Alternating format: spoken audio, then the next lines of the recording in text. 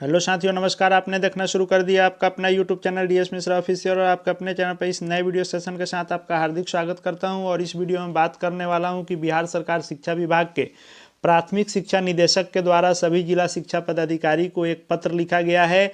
और इस आदेश पत्र में बिहार के सभी प्रारंभिक विद्यालयों में शिक्षकों के संख्या के मानक निर्धारण को लेकर के यह पत्र लिखा गया है। तो क्या मानक तय किए गए हैं, प्राथमिक स्कूलों के क्या मानक हैं, मध्य विद्यालय के क्या मानक हैं, जो प्रारंभिक विद्यालय 1 से 8 हैं उसके क्या मानक हैं, विषय वाइज क्या मानक रखे गए हैं।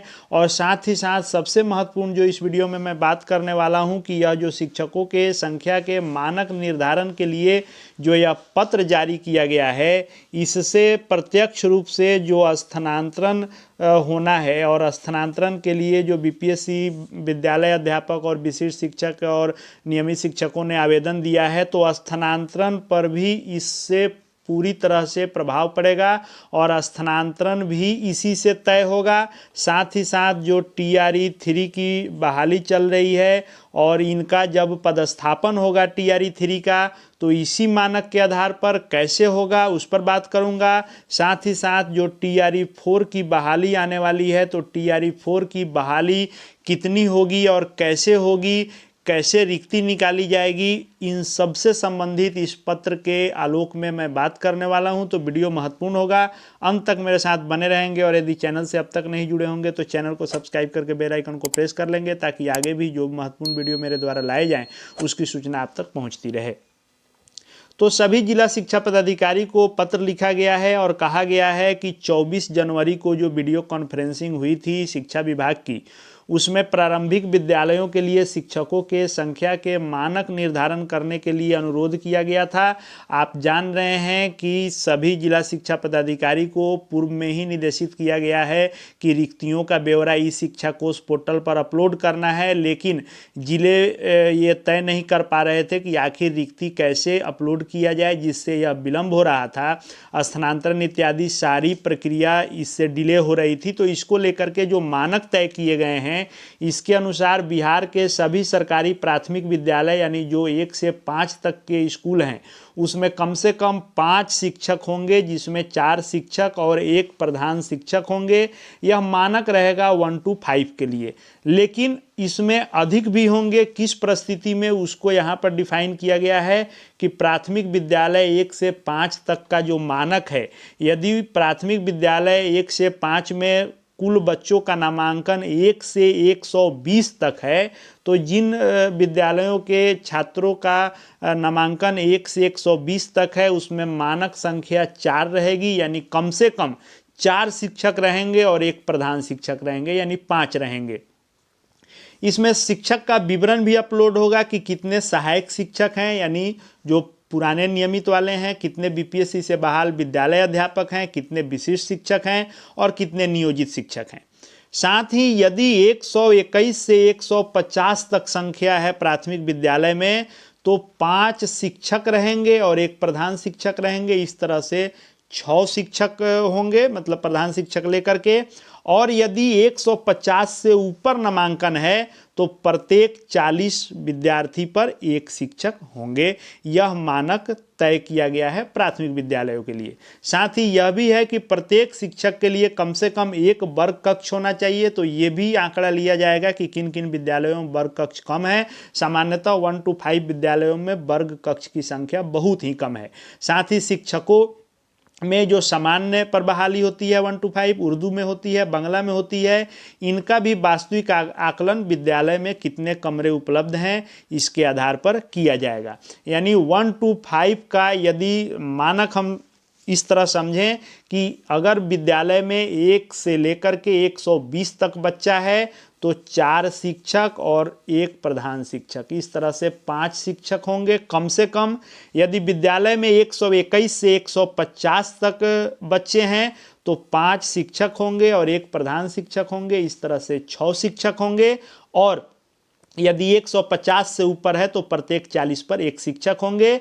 तो जो स्थानांतरण के लिए या बीपीएससी TRE 3 के लिए या TRE 4 के लिए रिक्ति लिए जाएंगे, वह इसी आधार पर लिए जाएंगे और ऐसे ही रिक्ति अपलोड सभी जिला शिक्षा पदाधिकारी द्वारा जिलों से किया जाएगा, ताकि राज्य को यह आंकड़ा मिल सके कि किस विद्यालय में कितने लोग कार्यरत हैं और कितनी रिक्ति वहां है, और उसी आधार पर स्थानांतरण होगा। बीपीएससी टीआरई 3 की पोस्टिंग होगी, टीआरई 4 के लिए रिक्ति काउंट होगा।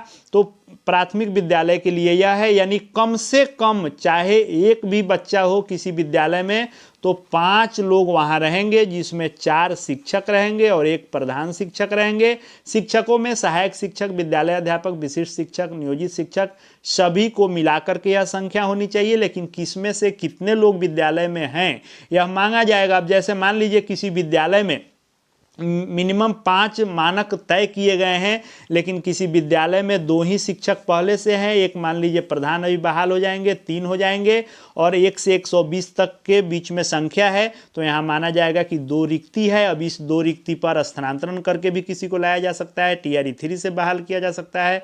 यदि उसके बाद भी खाली रह जाएगा तो टीआरई 4 से इस पर बहाली की जाएगी। इसी के लिए यह मानक निर्धारित किया गया है और यह संख्या अपलोड कराई जाएगी। प्रत्येक प्राथमिक विद्यालय के लिए एक प्रधान शिक्षक का पद स्वीकृत है, जिसके लिए काउंसलिंग इत्यादि हो गई है और जिलों का चॉइस भी ले लिया गया है, और बहुत जल्द प्रधान शिक्षक इन सभी प्राथमिक विद्यालयों में पोस्टिंग लेने जा रहे हैं। वैसे ही 6 से 8 की बात करें, जो मध्य विद्यालय हैं वो जो 1 से 8 तक हैं या सिर्फ 6 से 8 हैं, तो 1 से 8 तक जो हैं उसमें 9 शिक्षक कम से कम होने चाहिए, जिसमें 1 प्रधानाध्यापक भी होने चाहिए, यानी 8 शिक्षक होने चाहिए और 1 इसमें प्रधानाध्यापक होने चाहिए। कुल 9 शिक्षक इसमें होने चाहिए। जो विद्यालय 1 से 8 तक हैं इसमें कम से कम 9 लोग होंगे, जिसमें 8 शिक्षक और 1 प्रधानाध्यापक, 9 कम से कम मानक तय किया गया है।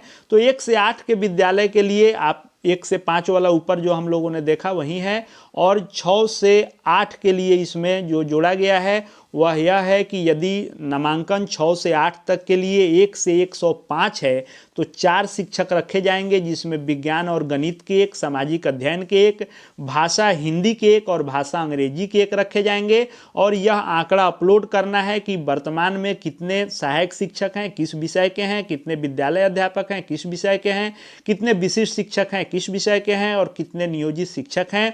ये विषय वाइज और रिक्ति यह अपलोड करनी है कि वर्तमान में कितने कार्यरत बल हैं और स्वीकृत बल, यह मानक हो गया। आवश्यकता अनुसार भाषा में उर्दू और संस्कृत शिक्षक का भी प्रावधान किया जाएगा। साथ ही साथ ये भी कहा गया है कि मध्य विद्यालयों में जो शारीरिक शिक्षक हैं, तो फिजिकल टीचर मूल कोटि के कार्यरत हैं, तो उन विद्यालयों में स्वीकृत एवं कार्यरत बल में 1-1 शिक्षक अंकित किया जाएगा, यानी स्वीकृत पद 1 है और कार्यरत भी 1 है, इसका वहाँ पर प्रविष्टि करनी है।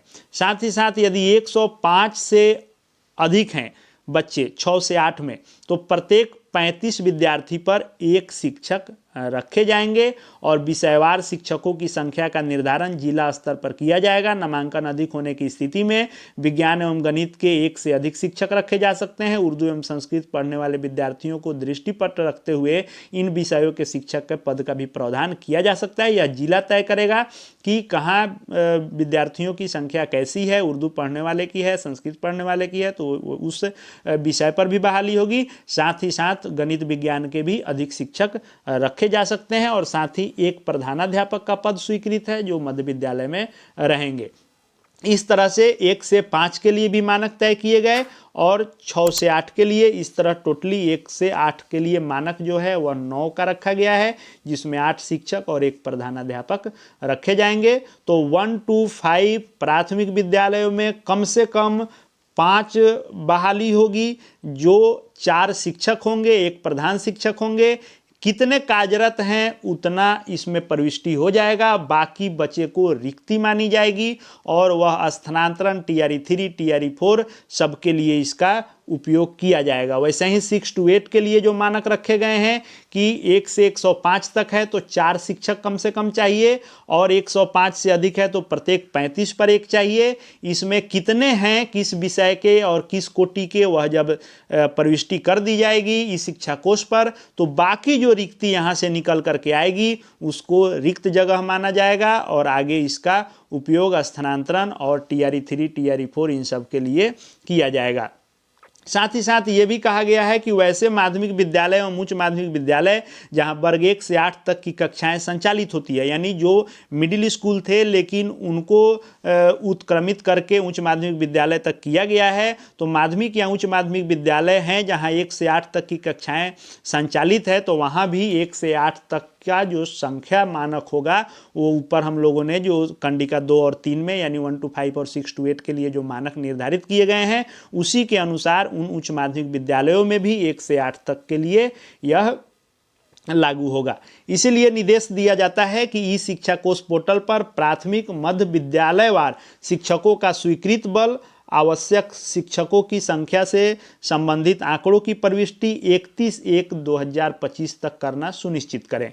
यानी आपको पता है, पहले पूर्व के वीडियो में भी मैंने बताया था कि सभी जिला शिक्षा पदाधिकारी को आदेशित किया गया था कि 24 जनवरी तक शिक्षकों की रिक्ति एंट्री कर देनी है इस शिक्षा कोष पोर्टल पर, लेकिन यह नहीं पूरा हो सका क्योंकि जिले इस इंतजार में थे कि आखिर मानक क्या होगा, हम कितनी रिक्ति बताएंगे।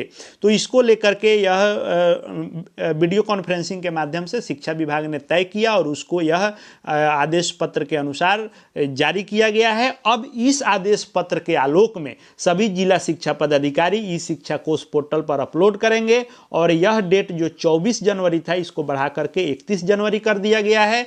यानी अब कोई भी स्थानांतरण होगा, TRE 3 की पोस्टिंग होगी, ये सब जनवरी बाद ही होने हैं, तो 31 जनवरी तक का डेडलाइन दिया गया है। अब 31 जनवरी तक यही करेंगे सभी जिला शिक्षा पदाधिकारी, यह कार्य करना सुनिश्चित करेंगे कि जैसे 1 to 5 के कितने विद्यालय हैं उन विद्यालयों में इस शिक्षा कोष पोर्टल पर एंट्री करेंगे कि कितने शिक्षक कार्यरत हैं, इसमें प्रधान शिक्षक की बहाली आगे होनी है, तो इसमें कितने सहायक शिक्षक हैं, कितने विद्यालय अध्यापक हैं, कितने विशिष्ट शिक्षक हैं, कितने नियोजित शिक्षक हैं।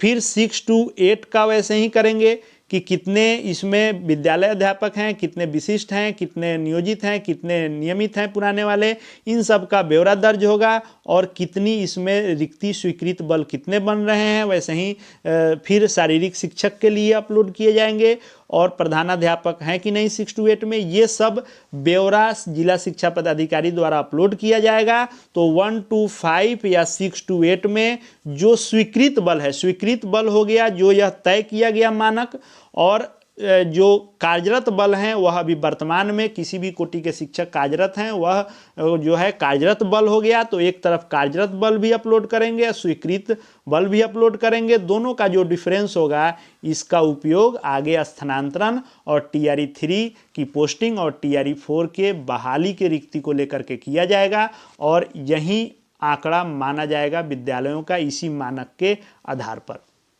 आगे शिक्षा विभाग एवं शिक्षकों से संबंधित जो भी महत्वपूर्ण अपडेट आएंगे सब यहाँ आपको देखने को मिलेंगे। चैनल से जुड़ जाएंगे, चैनल को सब्सक्राइब करके बेल आइकन को प्रेस कर लेंगे। साथ ही साथ हमारे Telegram channel DS Mishra official से भी जुड़ जाएंगे, जिसका लिंक डिस्क्रिप्शन बॉक्स में आपको मिल जाएगा। वहाँ शिक्षा विभाग के हर महत्वपूर्ण पत्र, PDF इत्यादि आपको मिलते रहेंगे। इस वीडियो को देखने के लिए आपका बहुत बहुत धन्यवाद।